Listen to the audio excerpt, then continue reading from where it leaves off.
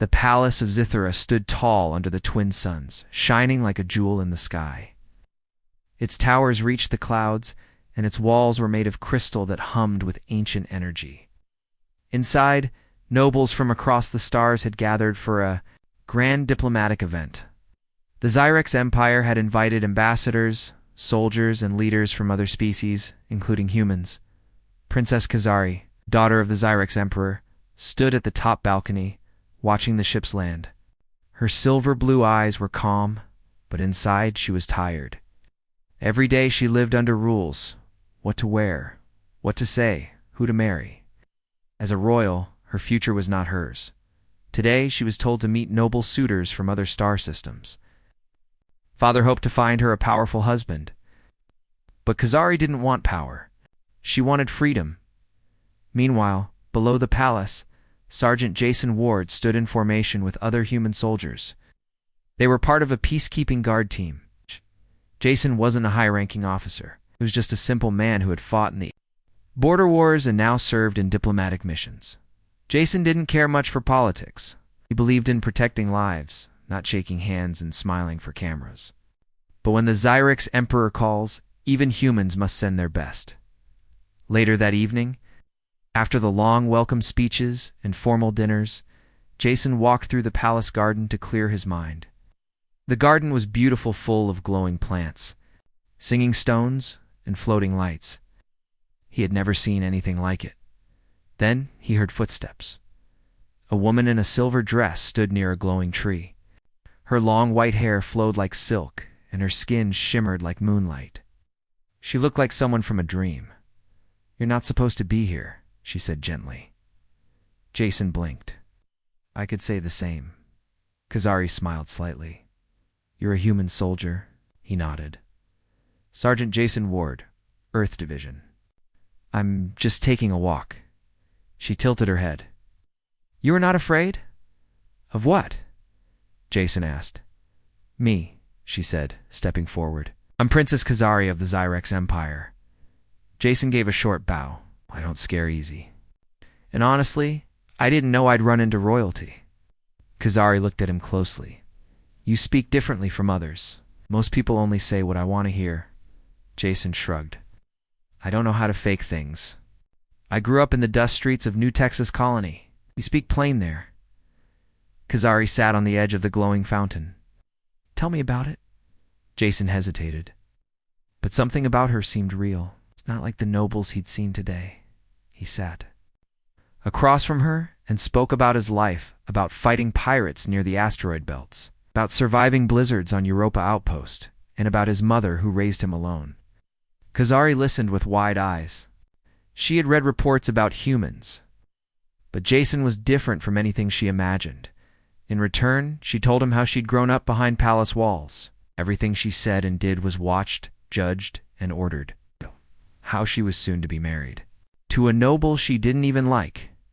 "It sounds like a cage," Jason said softly. She nodded. "It is a beautiful cage, but still a cage." They sat in silence for a moment. The garden lights floated gently around them like fireflies. Suddenly a sound broke the quiet. "Princess," voice called sharply. Kazari stood quickly. "My attendant, I must go." "Will I see you again?" Jason asked. She hesitated, and she whispered, "Come here tomorrow. Midnight, if you dare." Then she was gone. Over the next few nights, Jason returned to the garden. Kazari was always there, waiting, smiling, ready to talk. They shared stories, jokes, and even silence. They were from different worlds, but something strong and strange grew between them, but nothing stays hidden forever. One night a shadow moved behind the trees. A servant of the royal court had followed Kazari and saw her laughing beside a human soldier. The news spread fast. In the emperor's hall, voices shouted, "An alien soldier with the princess. It's shameful. It's dangerous. Humans are still not trusted. She must be kept away from him." The emperor's face was cold as stone. He loved his daughter, but the pride of the Zyrex Empire came first. "Bring the princess to her chamber," he ordered. "She will not leave until her wedding." Kazari was locked in her crystal tower. The guards were doubled. Messages were blocked. But still, she found a way. She hacked a small palace drone and sent Jason a hidden message. They've locked me away. My father plans to marry me off to a brute from the Dravos clan. I won't live that life, if you still care. Meet me at the East Hangar. Midnight.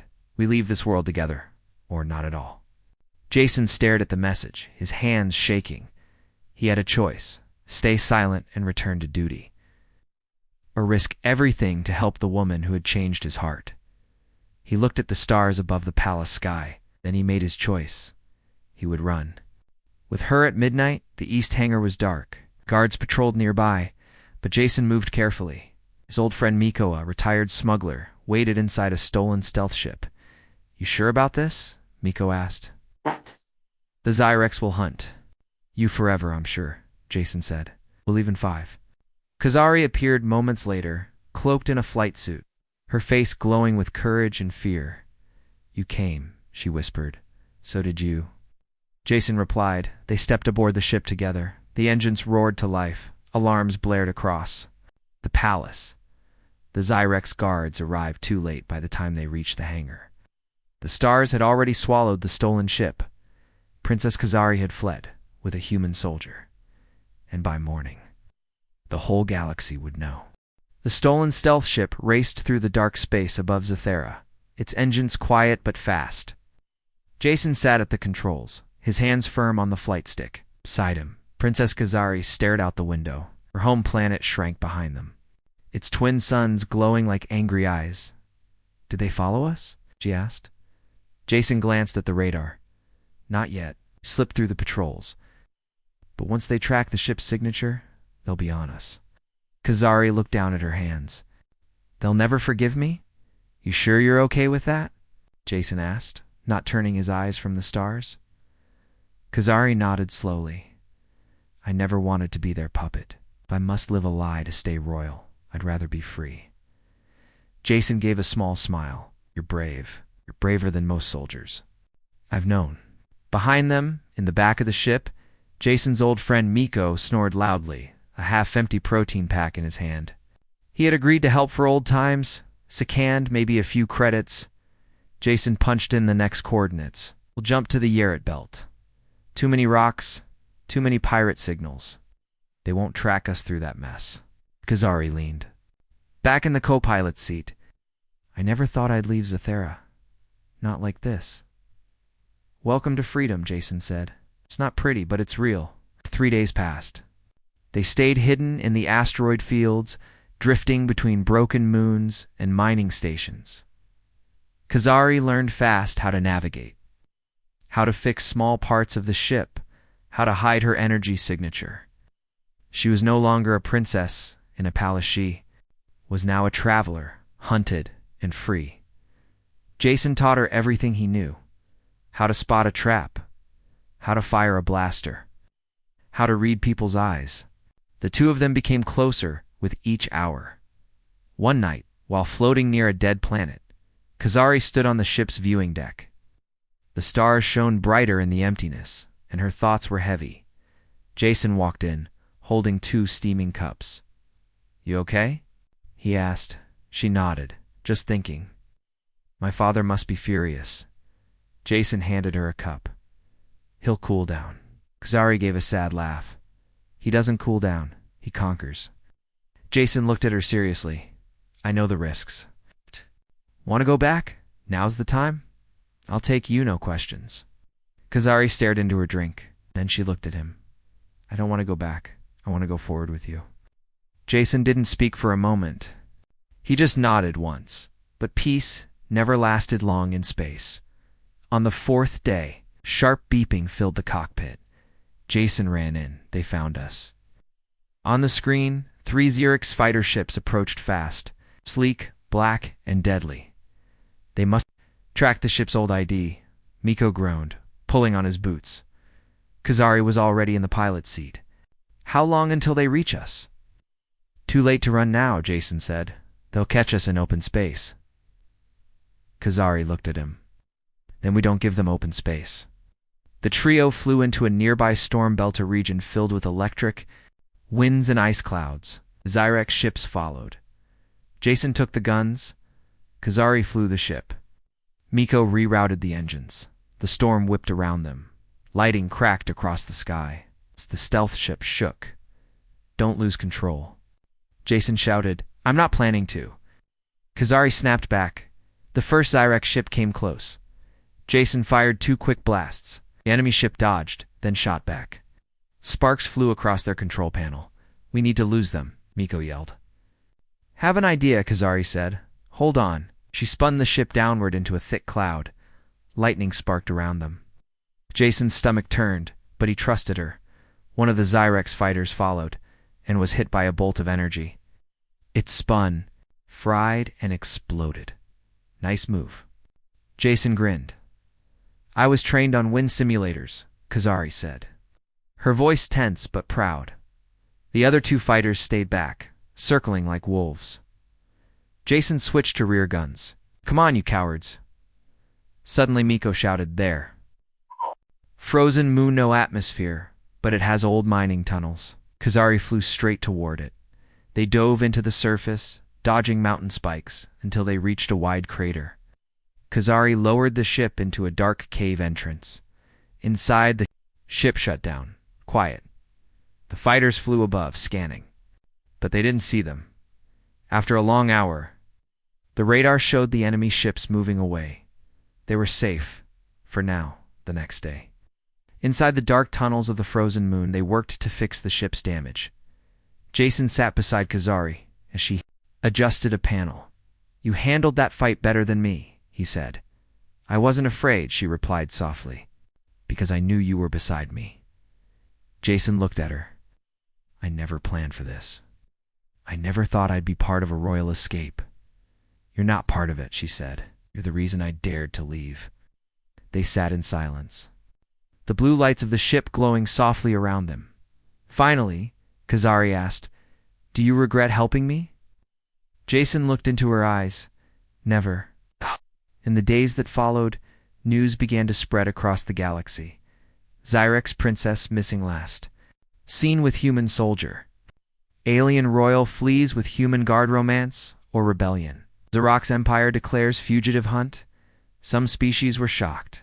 Others were curious. A few were quietly cheering. Across space stations, in hidden colonies, and starship bars, the tale of the princess and the soldier began to grow. Many saw it as a scandal, but some saw it as hope. The icy moon was quiet, with nothing but frozen winds howling through its long-abandoned mining tunnels. Jason, Kazari, and Miko had stayed hidden there for days, fixing the ship, avoiding trackers, and trying to decide their next move inside. The small ship Kazari sat beside a glowing panel, typing a message into a stolen Zyrex datapad. Jason walked in, still trying to talk to someone. Kazari nodded. "My mother." I hoped she might answer in secret, but no signals getting out. Jason sat next to her. "Maybe it's better that way. The whole galaxy's watching now." She sighed. "They think I'm weak, or selfish, or foolish." Jason smiled. "They can think whatever they want. You made your own choice. That's strength." She looked at him. "And you gave me the courage." Just then, Miko's voice echoed from the cockpit. "Hey, lovebirds, good news.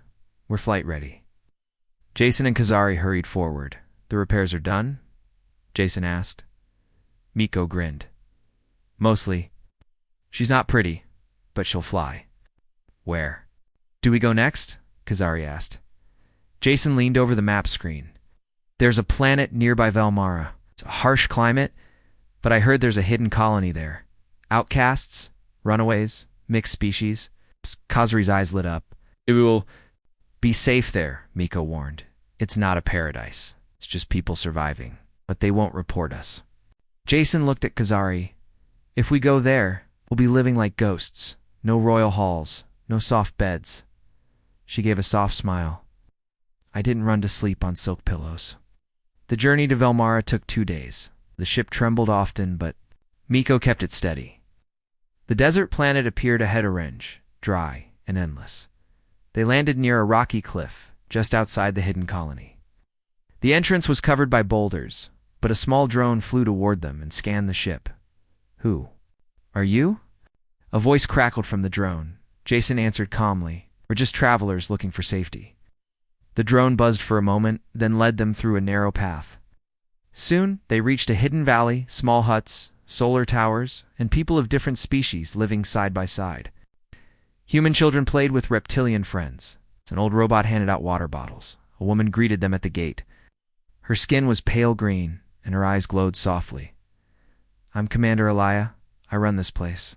You look like trouble. Sorry." Stepped forward. "Then we belong here." Elia raised an eyebrow. "You're the runaway princess." Kazari nodded. Elia looked at Jason, and the soldier who risked it all. Jason said nothing. Elia smirked. "Fine, you can stay. But don't bring war to our door." Days passed. Jason and Kazari helped in the colony. Jason trained younger fighters, showing them how to defend the camp. Kazari worked with children, teaching them languages and stories. For the first time, their life felt calm. One night, as they sat by a fire under the stars, Jason watched the sky. "Do you miss it? The palace? The lights? The servants?" Kazari shook her head. "No, this fire, this sand, this freedom, it's worth more than gold." He smiled. "You've changed." "Dad, so have you," she said softly. They sat closer. The silence between them filled with something deeper. "I used to think I'd grow old alone," Jason whispered. "And I used to think I'd die in a golden cage," Kazari replied. Their hands touched, then dash, boom. An explosion rocked the camp. They jumped to their feet. Alarms rang out. A guard shouted, "Attackers!" Outside the east wall, Jason ran for his rifle. "Stay behind me." Kazari grabbed her own weapon. "I'm not hiding." Outside the walls, a group of armored mercenaries moved fast. Sirac's hired killers. Their eyes glowed red, their weapons. Advanced Jason fired first, taking one down. The colony guards fought back bravely. Lasers lit up the dark desert. Kazari covered the retreating children, shooting with sharp aim. One mercenary charged at her, but she used a small shield device. To deflect the blow and strike back, Jason saw her from a distance, moving like a trained fighter, not a royal girl. His heart swelled with pride. Miko, flying an old battle drone, dropped smoke bombs to confuse the enemy. The mercenaries tried to push in, but the colony held strong. After nearly an hour of fighting, the attackers pulled back. The camp was damaged, but still standing, Jason limped to Kazari, a cut on his arm. She rushed to him. "You're hurt, nothing serious," he said. "Are you okay?" "I'm fine," she said, though her hands were shaking suddenly. Jason fell to his knees.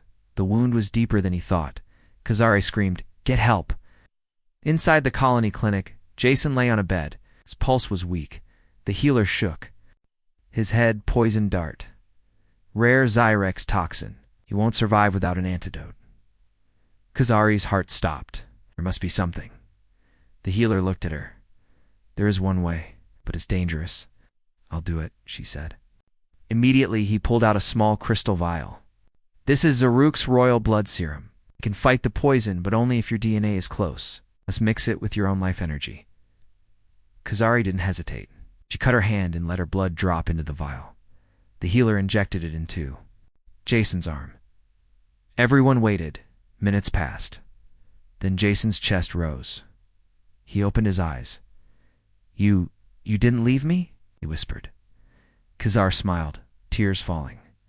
"Never." Later that night, Jason sat up slowly. "You saved my life," he said. Kazari took his hand. "Like you saved mine." Their bond, already strong, now felt unbreakable. Not just love, but survival, sacrifice, and trust. "You know," Jason said, "they'll send more after us." "I don't care," Kazari replied. "Let them come. I'll fight for this." He looked into her eyes. "We're not just fugitives anymore. We're a message." "A message?" she asked. Jason nodded. "That love can cross stars. That people from two worlds can choose each other and change everything." Kazari kissed his forehead. "Then let's show them." Across the galaxy, news of the battle spread. Runaway princess fights off attackers with human soldier. Colony survives. Salian princess heals human hero. Love Across stars, the tale that refuses to die. More systems started paying attention. Some governments condemned them. Others quietly supported them. In hidden places, people began to whisper, maybe the future isn't just empires and power. Maybe it's people like them. And in the desert of Velmara, under the stars, the human and the princess stood side by side, ready for whatever came next.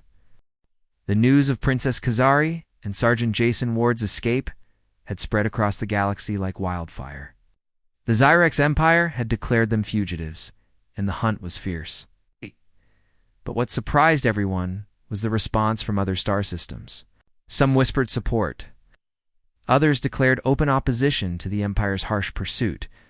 On the desert planet Velmara, the small colony had become a safe haven for the two fugitives, but it was not a place for peace. Every day scouts warned of enemy patrols nearby, and the colony's leaders debated what to do next. One evening, Kazari stood on a cliff overlooking the red sands. The twin moons hung low in the sky, casting pale light on the land. Jason approached her quietly. They're closing in. They want to break us. Out. To show the galaxy what happens when you defy the Empire. Jason looked at her. With steady eyes, we have to fight back differently. It's not with weapons, with words. Kazari frowned. The Galactic Council won't listen to a runaway princess and a human soldier. Jason smiled softly. Maybe, but they'll listen if we show them what we stand for. In the hidden command center beneath the colony, Jason and Kazari prepared their plan. Jason tapped a screen and sent a live broadcast message across multiple star networks. Kazari stepped forward and spoke clearly. People of the galaxy, I am Princess Kazari of the Zyrex Empire. I fled my home not to shame my family, but to choose freedom and love. This man beside me is Sergeant Jason Ward, a human soldier who saved my life and earned my heart. We ask for peace, for respect between all species, and an end to old wars that keep us apart. The message reached millions. Across space stations and planets, beings of every kind stopped to listen. Reactions were mixed. Some leaders condemned the broadcast as rebellion. Others quietly agreed. In the Zyrex Emperor's throne room, he slammed his fist on the table. Foolish daughter, she dishonors our bloodline. His generals urged war. We must crush their rebellion before it spreads. But the Emperor hesitated. No, we will use the council. Let them judge. If the galaxy sides with her, then we will reconsider. Meanwhile, on Velmara, Jason and Kazari prepared to travel to the Galactic Council's home planet Jovelon. The journey was risky. Zyrex warships patrolled nearby, waiting to capture them. Before leaving, Commander Elia approached them. The council may not be kind, but your message has given hope to many. You represent something new. Kazari smiled sadly. We must try for all those who cannot speak. Jason packed his gear. We'll face whatever comes. Together. Stolen ship took off into the dark space, weaving through asteroid belts and nebula clouds to avoid detection as they neared Jovelon. A squadron of Zyrex fighters appeared on their radar. Jason's hands tightened on the controls. Brace yourself. The fighters attacked fiercely, lasers cutting through the void. Kazari helped Jason navigate sharp turns and dives. Miko fired back, protecting the ship. Despite their efforts, one Zyrex fighter managed to latch onto the hull, firing disruptor blasts that shook the ship violently. Suddenly, alarms blared. The ship's shields flickered. Jason shouted, "We won't last long." Kazari gritted her teeth. "I won't let them stop us." Using a risky maneuver, Jason dove the ship into a dense nebula. The fighters lost track of them in the thick clouds. Jason let out a relieved breath. That was too close. After hours of silent flight, the ship finally arrived at Jovelon's orbit. The Galactic Council's massive station floated in space. A shining symbol of unity, Kazari sent a request to dock. Moments later, the gates opened. Inside, the council chambers, beings of all species gathered. The mood was tense. Many whispered about the runaway princess and the human soldier. The council leader, An ancient being named Vesher spoke. Princess Kazari, Sergeant Ward, you stand accused of breaking laws and causing unrest. Why should we protect you? Kazari stepped forward, her voice steady. We fled because we chose love over fear. We asked for peace between our peoples and an end to hate. Jason added, we want a galaxy where anyone can choose their own path without chains. But Vesher studied them deeply. After a long silence, he said, your words carry weight, but the Empire's laws are strong. What do you offer the galaxy in return for your rebellion? Kazari smiled. Hope. Unity. A future where differences are strength, not weakness. Jason nodded. We are willing to prove that together we can build that future. The council deliberated for hours. Outside, protests broke out both in favor and against the couple. When the decision came, it shocked many. The council granted them asylum on Jovalan, recognizing their fight for freedom. The Zyrex Empire was warned. To cease pursuit or face sanctions, Jason and Kazari left the chambers hand in hand, exhausted but victorious. They knew the battle was not over. But the galaxy was listening now. Their love had become a symbol, a choice for many to believe in. The light of Jovalan's twin suns filtered through the large windows of the Galactic Council's asylum chambers. Princess Kazari and Sergeant Jason Ward stood together, looking out over the city that stretched beneath them, towers of crystal, sky bridges, and stars beyond stars. The galaxy was vast, and their place in it was still uncertain. But for the first time, they were safe. Kazari turned to Jason, her eyes bright. We did it. The council accepted us. Jason smiled, squeezing. Her hand not just accepted, they protected us. But the Empire. ... Kazari whispered. They will never forget. Jason nodded. No, they won't. But now the whole galaxy watches. They cannot act without consequences. News of their asylum spread quickly. Across countless planets, beings of every species talked about the human soldier and the alien princess who dared to love freely. The phrase, let them love freely, became a rallying cry for many. In the bustling streets below, celebrations sparked. Banners flew, and songs were sung in honor of unity and hope. Yet not everyone was happy. The Zyrex Emperor seethed in his throne room, his pride wounded. He defies us, he growled. And she turned against her own blood. His generals urged war, but the council's warning hung heavy. We must wait, he said, but we will find another way. Back on Jovalan, life began to settle for Jason and Kazari. The asylum gave them a home, but they knew their journey was far from over. They met with leaders, scholars, and diplomats who wanted to learn about their story. They shared their dreams, a galaxy united by respect, not fear. One day, as they walked through the city gardens, Jason stopped. Kazari, do you think this love of ours can really change the galaxy? She looked up at the sky. I do, because it is more than love. It is a choice. A promise to be brave, to be kind, and to believe in something better. Jason smiled. Then let's keep fighting. Months passed. The galaxy slowly changed. Some worlds opened their borders to new alliances. Old enemies began talking. Children on distant planets grew up hearing stories of a princess and a soldier who challenged fate. One evening, Kazari stood before the Galactic Council again. This time, she was not a fugitive, but a representative, a voice for peace and unity. Stand here, she said, not as a princess of one empire, but as a citizen of the stars. Our future is not written by old wars or ancient grudges. It is written by the choices we make today. Jason stood beside her, proud and strong. But even as peace grew, danger remained. One night, an explosion shook the city. A secret faction loyal to the Zyrex Emperor attacked. Jason and Kazari raced to the scene. Together with the city guards, they fought fiercely.